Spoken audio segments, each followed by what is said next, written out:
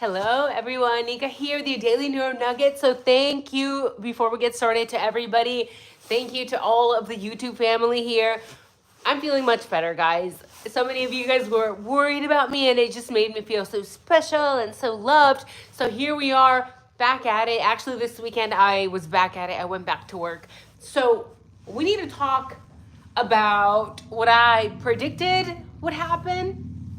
It's happening, right? The narrative media running with the autism thing, with the autism story. We knew they were going to take things out of context. And I'm literally just pulling up a video about Nancy Disgrace talking about the unalive fleeing with a handheld vacuum. And then she goes on to talk about how he hid his shower curtain. Now, we'll get into that, but first, we have to remind people who are not keeping track of the legal documents, behind the scenes, whatever's going on, basically the truth that is being released through these documents that are being dropped. It's so important to keep track of that, guys, because our family here, our YouTube family, we understand that Detective Payne, and that a lot of the officers basically lied to the judge. They wrote their PCA, they wrote the affidavit in a very skewed way. They lied to the judge. And now, later on, we all kind of already had assumed that Dylan Morrison was probably under the influence of alcohol or drugs, but now we know for a fact that she was had been drinking, right? So this statement is coming from Dylan Morrison. She thinks that she saw somebody fleeing with a handheld vacuum. And of course, Nancy Disgrace is going to blame it on Brian, like, oh my God, he definitely did it because we know that he cleaned and he cleaned and he cleaned. Although us who have, some neurons left, we also know that when Brian Kohberger's vehicle was checked, there was no signs of any cleaning products in the vehicle whatsoever. So I want to talk about this handheld vacuum because when I heard about this, it's like, we can't really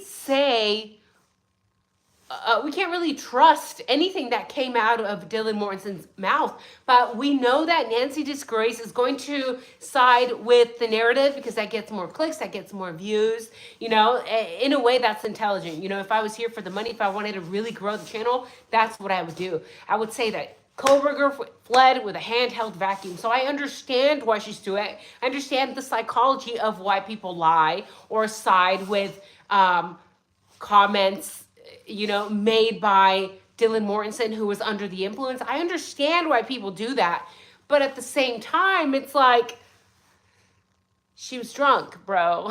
For us here, this very small channel, who we're here for truth. We don't care who goes to jail. We really don't. I don't care if Brian goes to jail. Like, if he deserves to go to jail, he should go to jail. But we're here for truth. That is all. We're not here for dollars. And we're not here to side with anybody. And we understand that we have to question Dylan Morrison's handheld vacuum statement. Bitch, you were drunk. And in the interview that I listened to with Nancy Grace, she's talking to Joe Scott. And if you guys don't know who Joseph Scott Morgan is, this guy, he's a distinguished scholar of applied forensics. And he actually appears on a lot of the Nancy Grace's back and forwards. I believe they sometimes join each other in the podcast. But in this video, they're going at it. They're butting heads, guys. And it's like, I'm sorry, Nancy Grace, if you were a lawyer back in the day, okay, that's cool. But this guy's a distinguished scholar of applied forensics. And he's saying, well, yeah, we can't really do too much with that statement. Not to mention, he goes on to say that Nancy Grace and the people following the narrative are basically stupid, right? They're not questioning things as a professor of applied forensics would, right? Because he says it doesn't make sense that people are saying that, he was holding this handheld vacuum because he was trying to clean up after the crime, that he had used his curtain to cover the scene of the crime and this and that. He's very OCD. Oh my gosh, I almost broke my clothes. Isn't it cute? Anyway, he's saying how does that match him leaving supposedly a sheath right at the crime scene? How? It doesn't. So he's saying, you know, Joseph Scott Morgan is telling Nancy, like, okay, it doesn't make sense. And of course, Nancy Grace does what she does best, which is bitch and moan, raise her voice. She's rolling her eyes. She's doing this, like, get on with it, get on with it. But it's funny. It's like, this guy has worked in the field for God knows how long.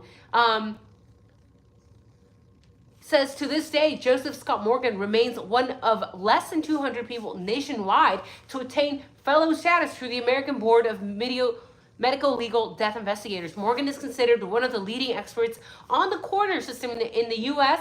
He has a particular research interest in the areas of estimation of time since death, injury assessment of the scenes of death, mass fatality investigations, training curricula development for state coroner systems, notification of next of kin methods, forensic practice in rural settings. So this guy was also named Author of the Year, right, in 2013.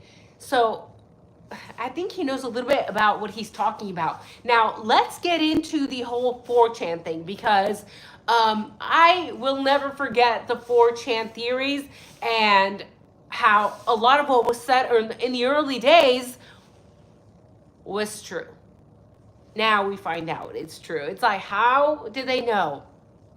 How did these people in 4chan know what they were talking about, right? We thought, well, it's just people being people. They're just jumping to conclusions, filling in the gaps, doing what humans would do. But now we're like, holy shit.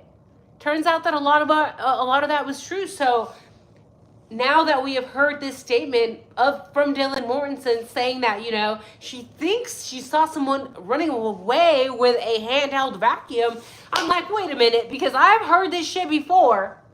Okay, why are we just now talking about the cleanup potentially of the crime scene, right? 4chan had been talking about it since forever ago. And if I'm not mistaken, they had mentioned that David B. Berryosha, his father owned a cleaning company.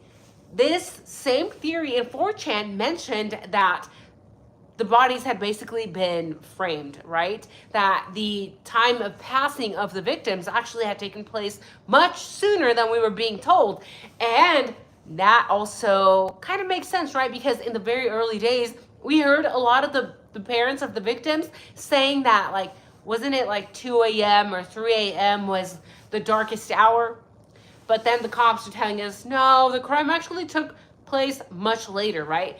But what time did the crime actually take place?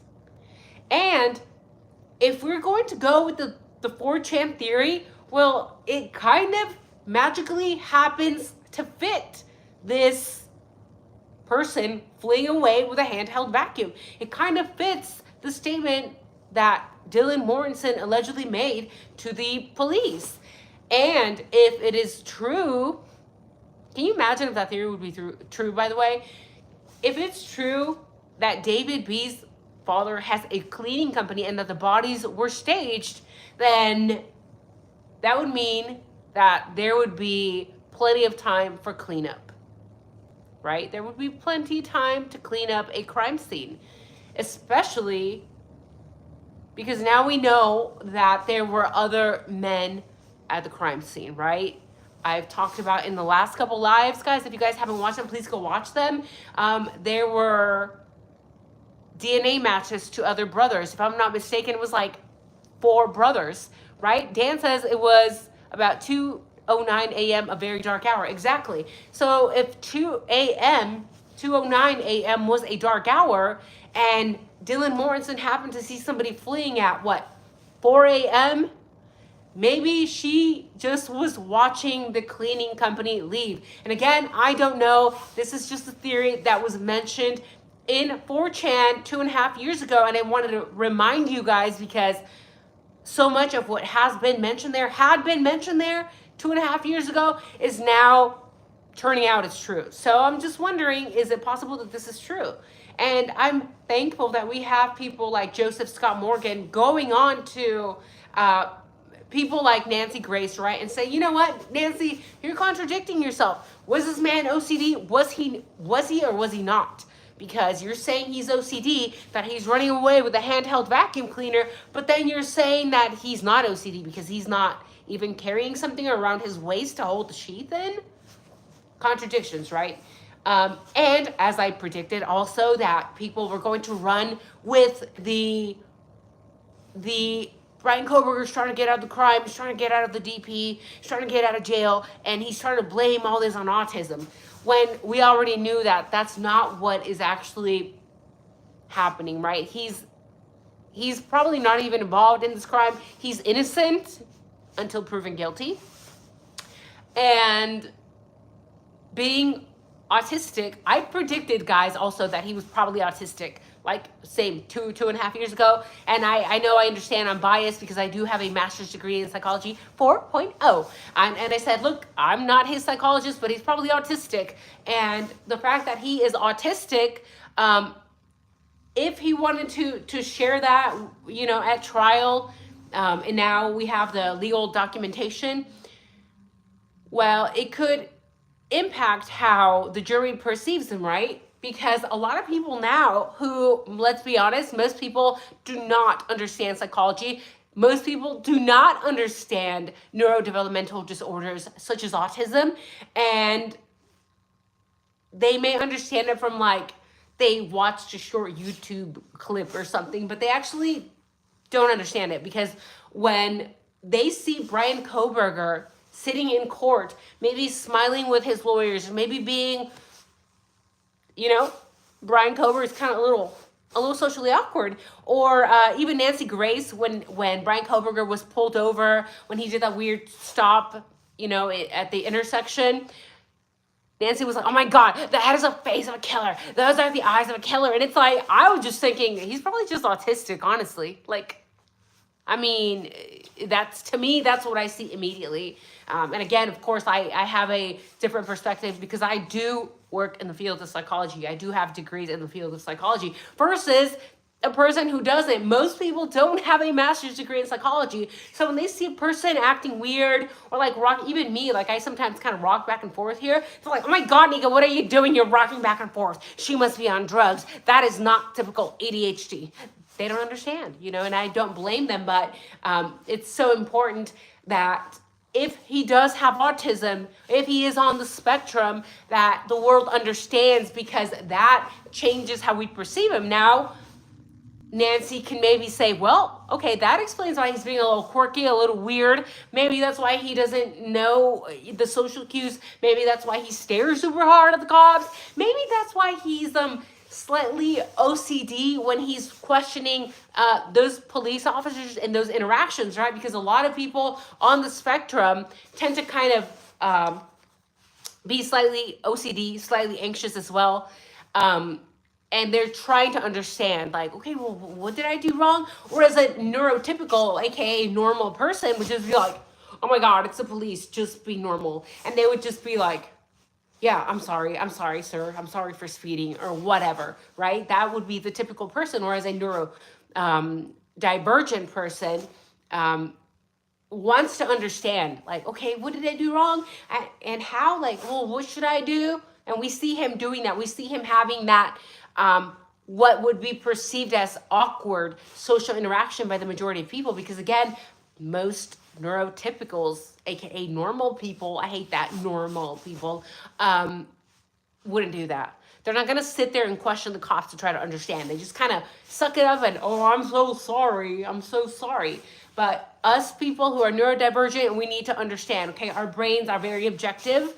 We need to understand what we did so that we don't do it again. And is this the right way to proceed or the wrong way? So I predicted that the media was going to run with this shit. That they were going to try to say, Brian's trying to get out of this because of the autism and he should be held accountable nonetheless. And in reality,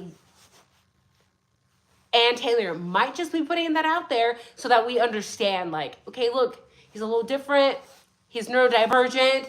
hey, he's gonna come across as different. That's it. So let me know if you guys remember that 4chan theory that I'm talking about.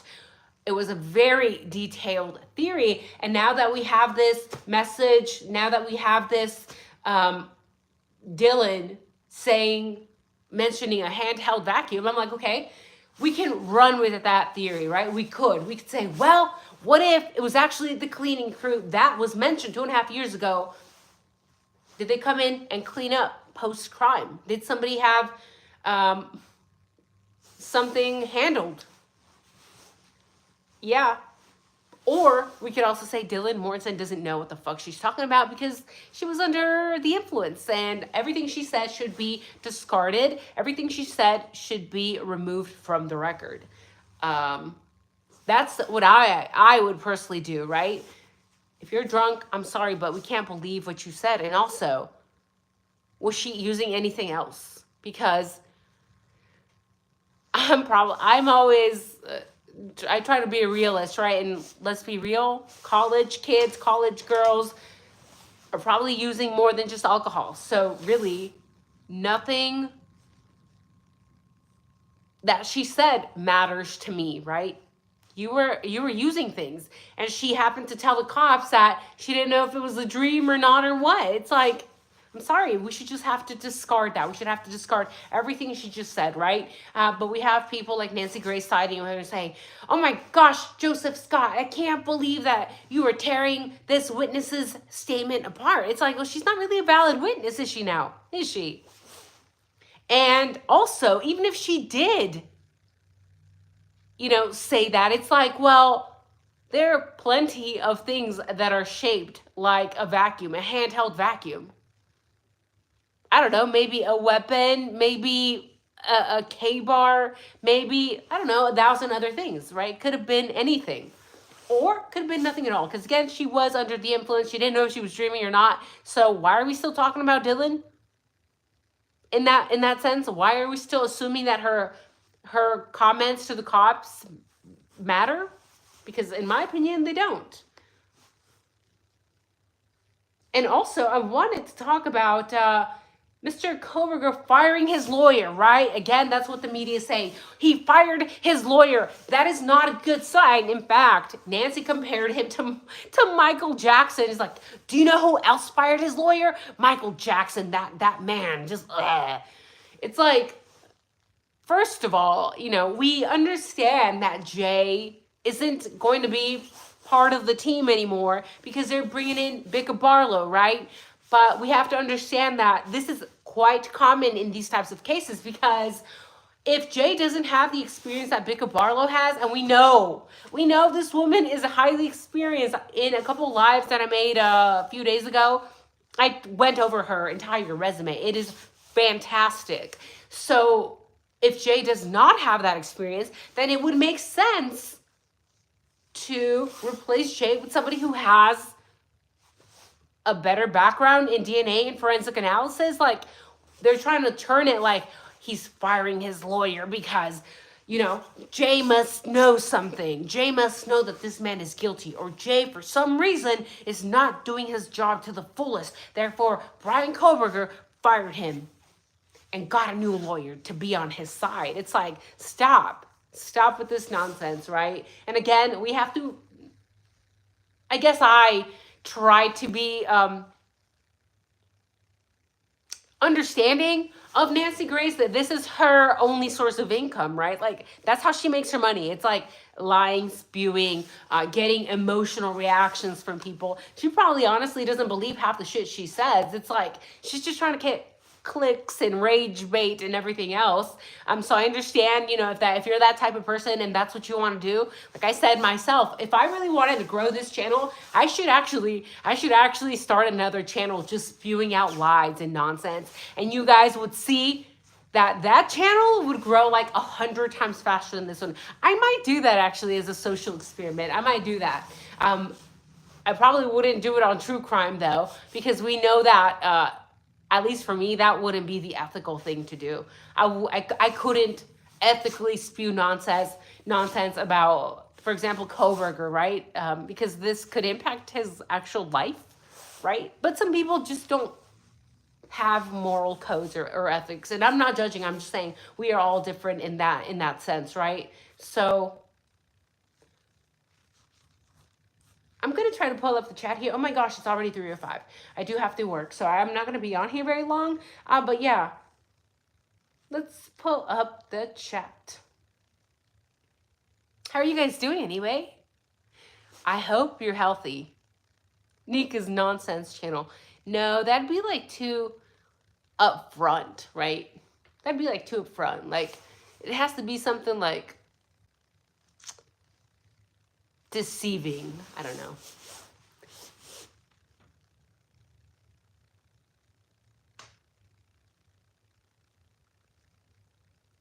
Hello, Hoppers. Hi, CT. Hi, Sleuthy Kitty. Thank you. Thanks, Hoppers. Definitely feel a little bit better. Thank you, Emma. Hi, Cami. You look warm. I am definitely warm. It's a warm day in Chicago, and I'm like, I'm going to bundle up because I want to stay healthy. She says, Cami says, hit that like. Yeah, hit that like for real, right? There's one in you, 101 in here, and 36 likes. My gosh, I think my haters are in here. That's good. As long as they're watching, it still makes me dollars, right? Haters or not. James says, hi, Embers. Hi, Fishing Guy. Hearts. James says, she waited hours to speak. How can anyone believe her comments? I call BS. Interesting. Can we get shirts that say truth? We don't care who goes to jail? Sure, why not? If you guys are interested, let me know and I will get a number. If I get like over 50 people asking for them, then I will. I feel like making like 10 is not worth it. Because it's time consuming. You guys know I already work 2 jobs. So it's like, if I'm going to do it, it's got to be worth my while, right? Worth my time. Joe Scott is so nice and so respectful. Yes, he is, Miss Jessica. He brings the vacuum to the crime. Good grief. Exactly. Like, I don't know. I don't know what people are like. They're like running wild, you know, with their imagination. Thank you, Dan. I do sound a little bit better and feel a little bit better. Cami agrees with the earlier time frame. Probably correct, right?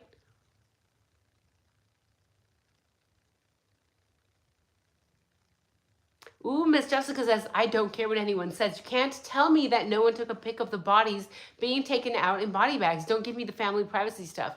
Yeah, the top celebs in the world are shown. That has never sat right with me either. So, Dan says, yes, from day one, I said autistic neurodevelopmental disorder. Yes, just a guess. John, hi, John. Welcome, welcome. Miss Jessica's also ADHD like myself. Oh my gosh, girl, me too. You probably already knew that though, right?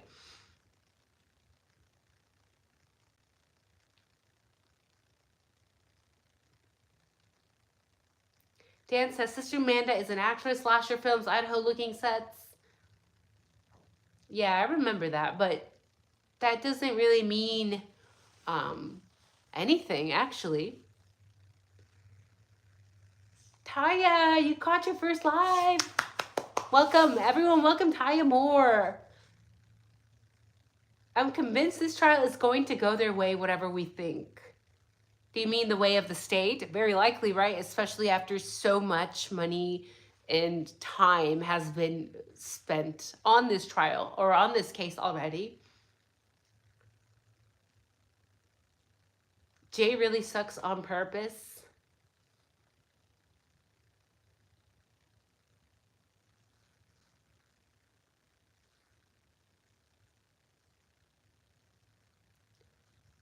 It's funny to hear both sides of this case. Everyone will be tuning in when the trial starts. I wonder what we'll learn and see. I hope that we learn a lot, but we'll find out. It's just a few months away, right? Please do not start a lying channel. Your content is as good as is. Yeah, but it's still like, it's still interesting to see how people will gravitate to lies, right? From a psychological, sociological perspective.